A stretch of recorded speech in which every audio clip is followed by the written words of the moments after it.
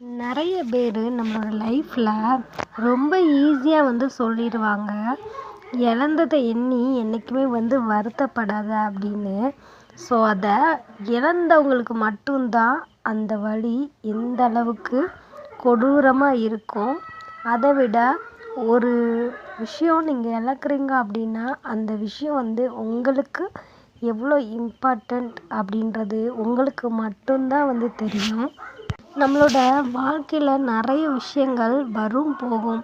ஆனால் நம்ம என்றைக்குமே இழந்துட்டோம் அப்படின்னு ஃபீல் பண்ணுறோம் அப்படின்னா அதோட வேல்யூ நம்மளுக்கு எது கொடுத்தாலும் ஈடாகாது அப்படின்ற ஒரு விஷயமாக தான் இருக்கும். ஸோ எப்போவுமே பார்த்திங்கன்னா ஆப்போசிட்டில் இருக்கிறவங்களுக்கு அதோட வலி தெரியாது.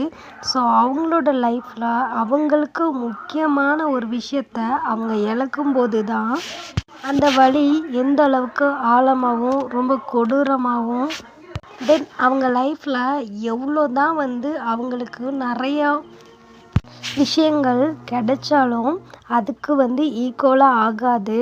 அந்த ஒரு விஷயத்தினால தான் என்றைக்குமே பார்த்திங்கன்னா ஒரு சிலவர் இழந்ததை எண்ணி துடிக்கிறாங்க அப்படின்றத ஃபீல் பண்ண முடியும். ஸோ இனிமேல் யார்கிட்டையும் இந்த மாதிரி ஈஸியாக இழந்ததை நினச்சி ஃபீல் பண்ணாமல் ஹாப்பியாக இரு அப்படின்னு ரொம்ப ஈஸியாக அந்த வார்த்தையை சொல்லிடாதீங்க. உண்மையாகவே அந்த மாதிரி ஒரு வலியை நீங்கள் அனுபவிச்சிருந்தீங்க அப்படின்னா கண்டிப்பாக அந்த வார்த்தையை எப்போவுமே சொல்ல மாட்டீங்க.